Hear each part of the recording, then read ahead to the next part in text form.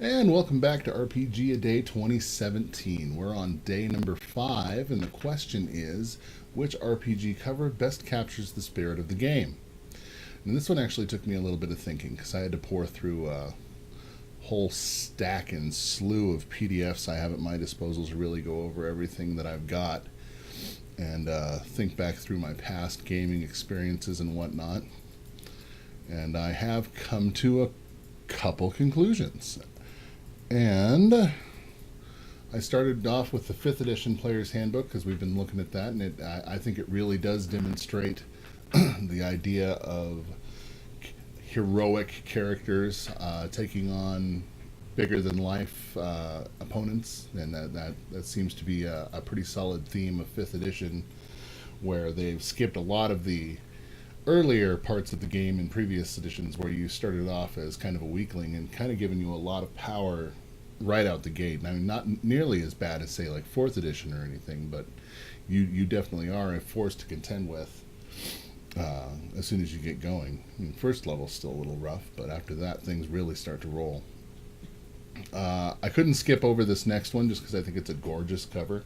I haven't had a chance to play this edition yet, and from what I've read, yeah, the 13th Age just seems like it's going to be a lot of fun if we can ever get a chance to roll at it. And yeah. Next, I went to a little bit of a darker one. We're looking at Cthulhu, the Dark Ages, and it's just the art alone really drawing in the occult, dark, creepy nastiness seeping in from all around you. I really enjoyed that. We took another turn back a couple decades to good old Boot Hill, a old school Wild West sort of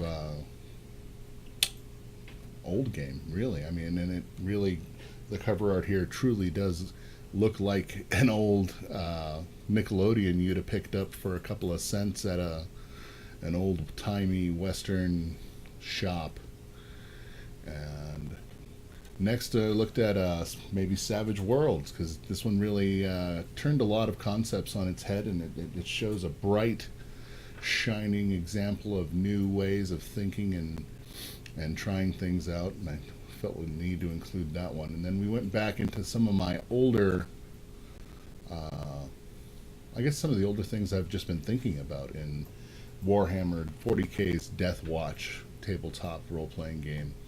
And in this one, you if you're not familiar with it, you play a squad of exiled space marines from different chapters across the universe that have been selected as the Emperor's finest to weed out and destroy the Xeno threat. And their covers just really epitomize the strength and power of the player.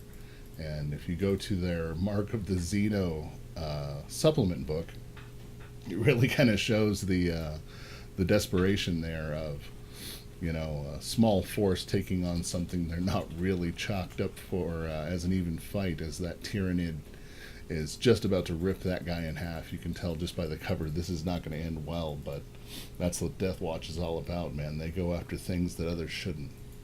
But after really thinking about it, it all came back down to a simple and, for me, a required thought. And that was just the one that just sings to me and always has and probably always will, whether I'm right or wrong.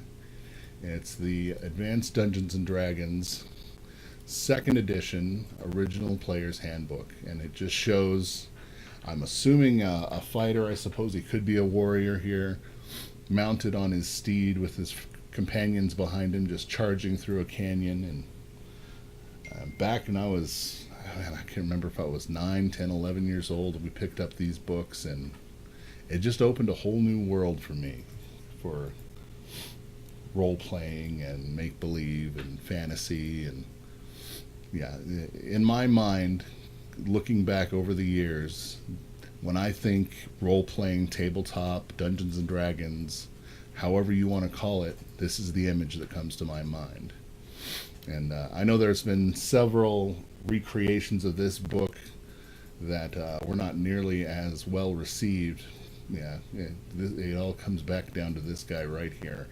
I bet you if I picked this book up today, I could probably, after a couple of minutes, refamiliarize myself with it and remember exactly even which page numbers every chart, table, cool graphic was, just to continue playing through the game. I mean, this one just sucked me in and absorbed me. So for day 5, that's my answer, guys. Thanks for watching and stay tuned. We've got plenty more coming. Have a nice day.